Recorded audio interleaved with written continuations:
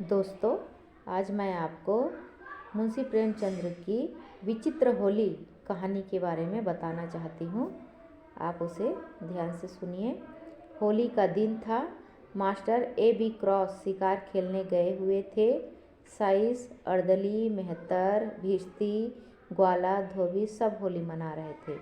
सबों ने साहब के जाते ही खूब गहरी भंग चढ़ाई थी और इस समय बगीचे में बैठी हुई होली फॉग गा रहे थे, पर रह रह कर बंगले के फाटक की तरफ झांक लेते थे कि साहब तो नहीं आ रहे हैं। इतने में शेख नूर अली आकर सामने खड़े हो गए। साइस ने पूछा, कहो खान साहब जी, साहब कब आएंगे?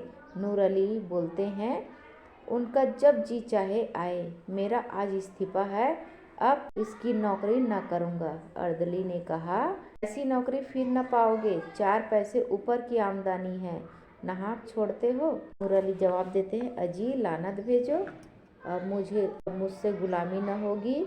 यह हमें जूतों से ठुकराए और हम इनकी गुलामी करें। आज जहाँ के डेरा कूच हैं, आओ तुम लोगों की दावत करूं। चले आओ कमरे में आराम से मेज पर जाओ, वह बोतलें पिलाओ कि जिगर ठंडा हो जाए। साइस कहते हैं, और जो कहीं साहब आ जाए तो नूर अली कहते हैं, वह अभी नहीं आने का, चले आओ। साहबों के नौकर प्रायः शराबी होते हैं। जिस दिन ये साहब ने यहाँ गुलामी लिखाई, उसी दिन से वह बला उनके सिर पड़ जाती है। जब मालिक स्वयं बोतल की बोतल उड़ेल जाता है तो भला नौकर क्यों चूकने लगे। यह निमंत्रण पाकर सबके सब खिल उठे। भंग का नशा चढ़ा ही हुआ था। ढोल मंजीरे छोड़ छाड़कर नूर अली के साथ चले गए। साहब के खाने के कमरे में कुर्सियों पर आ बैठे। नूर अली ने विस्की की बोतल खोलकर ग्लास भरे और चारों ने चढ़ाना शुरू कर दिया। ठर्रा पीने वालों ने जब यह मज़ेदार चीज़ें पाई, ग्लास लुढ़काने लगे। खान सासा भी उत्तेजित करता जाता था। देर से सबों के सिर फिर गए। जाता रहा। एक ने होली छेड़ी, दूसरे ने सुर मिलाया, गाना होने लगा। नूर अली ने ढोल मंजीरा लाकर रख दिया। वहीं मजलिस जम गई। गाते गाते एक ने उठकर नाच लगा, दूसरा उठा, यहाँ तक कि सब के सब कमरे में चौकड़ियाँ भरने लगे। हूँ हाँ मचने लगा। कबीर, फाक, चौतल, गाली गलौज, मार पीट, बारी बारी सबका नंबर आया। सब ऐसे निडर हो गए थे मानो अपने घर में हैं। कुर्सियाँ उलट गई, दीवारों पर की तस्वीरें टूटने लग गई। एक ने मेज उलट दी, दूसरे ने रिकाबियों को गेंद बनाकर उछालना शुरू कर दिया। यहाँ यही हंगामा मचा हुआ था कि शहर के रईस लाला उजागर मल का आगमन हुआ।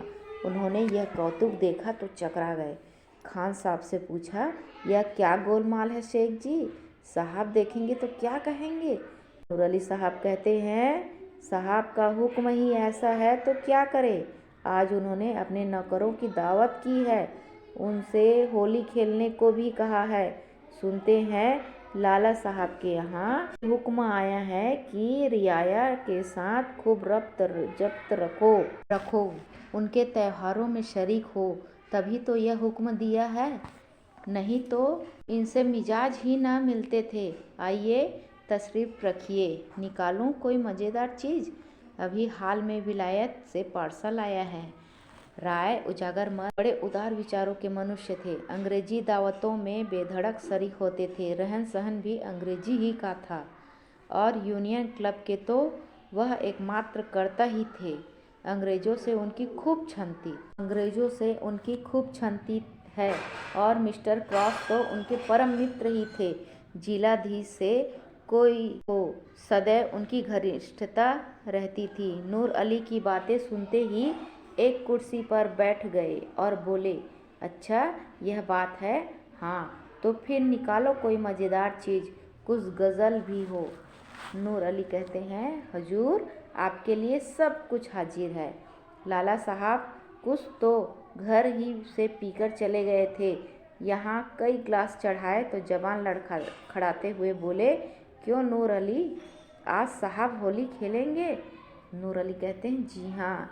उजागरमल फिर कहते हैं, लेकिन मैं रंग वंग तो लाया नहीं, भेजो चटपट किसी को मेरी कोठी से रंग पिचकारी वगैरह क्यों घसीटे, आज तो बड़ी बहार है। घसीटे बोलता है बड़ी बहार है, होली है। उजागर गाते हुए कहता है, आज साहब के साथ मेरी होली मचेगी, आज साहब के साथ मेरी होली मचेगी, खूब पिचकारी चलाऊंगा। फिर घसीटे कहता है, खूब अबीर लगाऊंगा। ग्वाला कहता है, खूब अबीर लगाऊंगा। धोबी कहता है, बोतल पर बोतल चढ़ाऊंगा। अर्दली कहता है, खूब कबीरे सुनाऊंगा। उजागर कहता है, आज साहब के साथ मेरी होली मचेगी। नूर अली कहता है, अच्छा सब लोग संभल जाओ, साहब का मोटर आ रहा है। सेठ जी यह लीजिए, मैं दौड़ कर रंग पिचकारी लाया, बस एक चौताल छेड़ दीजिए। और जैसे ही साहब कमरे में आए, उन पर पिचकारी छोड़िए और तुम लोग भी उनके मुंह में गुलाल मलो, साहब मारे खुशी के फूल जाएंगे। वह लो, मोटर हाथे में आ गया। होशियार। मिस्टर क्रॉस अपनी बंदूक हाथ में लिए मोटर से उतरे और लगे आदमियों को बुलाने। वह तो जोरों से चौताल हो रहा था, सुनता कौन? चकराए, यह मामला क्या है? क्या सब मेरे बंगले में गा रहे हैं? क्रोध के भरे हुए बंगले में दाखिल हुए तो डाइनिंग रूम से गाने की आवाज़ आ रही थी। अब क्या था, जामे से बाहर हो गए, चेहरा विकृत हो गया। हंटर उतार लिया और डाइनिंग रूम की ओर चले, लेकिन अभी तक एक कदम दरवाजे से बाहर ही था कि सेठ उजागर ने पिचकारी छोड़ी। सारे कपड़े तर हो गए, आँखों में भी रंग घुस गया। आंखें पोंछ ही रहे थे कि साइज वाला सब के सब दौड़े और साहब को पकड़कर उनके मुंह में रंग मलने लगे। धोबी ने तेल की कालिक का पाउडर लगा दिया। साहब के क्रोध की सीमा न रही। हंटर लेके सबों को अंधाधुंध पीटने लगा। बेचारे सोचे हुए थे कि साहब खुश होकर इनाम देंगे। हंटर पड़े तो नशा हिरन हो गया, कोई इधर भागा कोई उधर भागा। सेठ उजागरमल ने यह रंग देखा तो ताड़ गए कि नूर अली ने झांसा एक कोने में तबक रहे। जब कमरा नौकरों से खाली हो गया तो साहब उनकी ओर बढ़े। लाला साहब के होश उड़ गए, तेजी से कमरे के बाहर निकले और सिर पर पैर रखकर बेतहाशा भागे। साहब उनके पीछे दौड़े। सेठ जी की फिटन फाटक पर खड़ी थी। घोड़े ने धम धम खटपट सुनी तो चौंका, कनौतियाँ खड़ी की और फिटन को लेकर भागा। विचित्र दृश्य था। आगे आगे फिटन, उसके पीछे सेठ उजागरमल, उनके पीछे हंटरधारी मिस्टर क्रॉस। तीनों बकटुक दौड़े चले जाते थे। सेठ जी एक बार ठोकर खाकर गिरे, पर साहब ने पहुँचते पहुँचते संभल कर उठे। हाथे के बाहर सड़क तक घुड़दौड़ रही। अंत में साहब रुक गए, मुंह में कालिख लगाए। अब और आगे जाना हास्यजनक मालूम हुआ। यह विचार भी हुआ कि सेठ जी को काफ़ी सजा मिल चुकी, अपने नौकरों की खबर लेना भी जरूरी था। लौट गए। सेठ उजागर के जान में जान आई, बैठकर हाँफने लगे। घोड़ा भी ठिठक गया। कोचवान ने उतरकर उन्हें संभाला और गोद में उठाकर गाड़ी पर बैठा दिया। लाला उजागरमल शहर सहयोगी समाज के नेता थे। उन्हें अंग्रेजों की भावी शुभकामनाओं पर पूर्ण विश्वास था। अंग्रेजी राज्य की तामीली, माली और मुल्की तरक्की के राग गाते रहते थे। अपनी वार्ताओं में सहयोगियों को खूब फटकारा करते थे। अंग्रेजी में इधर उनका आदर सम्मान विशेष रूप से होने लगा था। कई बड़े बड़े ठेके जो पहले अंग्रेज ठेकेदारों ही को मिला करते थे, उन्हें दे दिए गए थे। सहयोग ने उनके मान और धन को खूब बढ़ाया था। अतः मुंह में चाहे वह असहयोग की कितनी भी निंदा करे, पर मन में उसकी उन्नति चाहते थे। उन्हें यकीन था कि असहयोग एक हवा है, जब तक चलती रहे उसमें अपने गीले कपड़े सुखा ले। वह असहयोगियों के कृत्यों का खूब बढ़ा कर बयान किया करते थे और अधिकारियों के कृत्यों को इन गढ़ी हुई बातों पर विश्वास करते देखकर दिल में उन पर खूब हंसते थे। ज्यों-ज्यों सम्मान बढ़ता था, उनका आत्माभिमान भी बढ़ता था। वह अब पहले की भांति भीरू न थे। गाड़ी पर बैठे और जरा सांस फूलना बंद हुआ तो इस घटना की विवेचना करने लगे। अवश्य नूर अली ने मुझे धोखा दिया, असहयोगियों से भी मिलकर मिलीभगत है। यह लोग होली नहीं खेलते तो इनका इतना क्रोधोन्मत्त होना इसके सिवाय और क्या बतलाता है कि हमें यह लोग कुत्ते से बेहतर नहीं समझते। इनको अपने प्रभुत्व का कितना घमंड है। यह मेरे पीछे हंटर लेकर दौड़े। अब विदित हुआ कि यह जो मेरा थोड़ा बहुत सम्मान करते थे वह केवल धोखा था। मन में यह हमें अब नीच और कमीना समझते हैं। लाल रंग कोई बाण नहीं था। हम बड़े दिनों में गिरजे जाते हैं, इन्हें गालियाँ देते हैं। वह हमारा त्यौहार नहीं है, पर यह जरा सा रंग छोड़ देने पर इतना बिगड़ उठा। हाँ, इतना अपमान, मुझे उसके सामने ताल ठोककर खड़े हो जाना चाहिए था।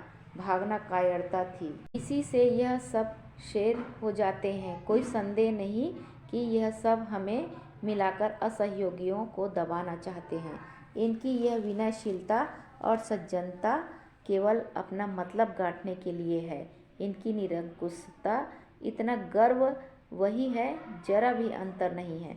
सेठ जी के हृदयगत भावों ने उग्र रूप धारण किया।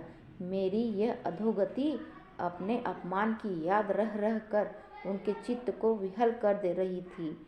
यह मेरे सहयोग का फल है। मैं इसी योग्य हूँ। मैं उनकी सौहार्दपूर्ण बातें सुन सुनकर फूला न समाता था। मेरी मंद बुद्धि को इतनी भी न सूझता था कि स्वाधीन और पराधीन में कोई मेल ही नहीं हो सकता। मैं असहयोगियों की उदासीनता पर हंसता था। अब मालूम हुआ कि वे हास्यास्पद नहीं है, मैं स्वयं निंदनीय हूँ। वह अपने घर न जाकर सीधे कांग्रेस कमेटी में के कार्यालय की ओर लपके। वहाँ पहुँचे तो एक विराट सभा देखी। कमेटी ने शहर में छूत अछूत छोटे बड़े सबको होली का आनंद मनाने के लिए निमंत्रित किया था। हिंदू मुसलमान साथ साथ बैठे हुए प्रेम से होली खेल रहे थे। फल भोज का भी प्रबंध किया गया था। इस समय व्याख्यान हो रहा था। सेठ जी गाड़ी से तो उतरे, पर सभा स्थल में जाते संकोच होता था। ठिठकते हुए धीरे से जाकर एक ओर खड़े हो गए। उन्हें देखकर लोग चौंक पड़े। सब के सब विस्मित होकर उनकी ओर ताकने लगे। यह खुशामदीदों के आश्चर्य आज यहाँ कैसे भूल पड़े। इन्हें तो किसी सहयोगी सभा में राजभक्ति का प्रस्ताव पास करना चाहिए था। शायद भेद लेने आए हैं कि ये लोग क्या कर रहे हैं। उन्हें चिढ़ाने के लिए लोगों ने कहा, कांग्रेस की जय। उजागर ने ऊंचे स्वर में कहा, असहयोग की जय। फिर ध्वनि हुई, खुशामदीदों की क्षय। फिर सेठ जी ने ऊंचे आवाज में कहा, जी हुजूरों की क्षय। यह कहकर वह समस्त उपस्थित जनों को विस्मय में डालते हुए मंच पर जा पहुँचे और गंभीर भाव से बोले, सज्जनों, मित्रों, मैंने अब तक आपसे असहयोग किया था, उसे क्षमा कीजिए। सच्चे दिल से आपसे क्षमा मांगता हूँ। मुझे घर का भेदी, जासूस या विभीषण न समझिए। आज मेरी आँखों के सामने से पर्दा हट गया। आज इस विचित्र प्रेममयी होली के दिन मैं आपसे प्रेमालिंगन करने आया हूँ। अपनी विशाल उदारता का आचरण कीजिए। आपसे द्रोह करने का आज मुझे दंड मिला। जिलाधीश ने आज मेरा घोर अपमान किया। मैं वहाँ से हंटरों की मार खाकर आपकी शरण में आया हूँ। मैं देश का द्रोही था, जाति का शत्रु था। मैंने अपने स्वार्थ के वश, अपने अविश्वास के वश देश का बड़ा अहित किया, खूब कांटे बोए। उनका स्मरण करके ऐसा जी चाहता है कि हृदय के टुकड़े टुकड़े कर दूं। आपको यह कष्ट उठाने की जरूरत नहीं है।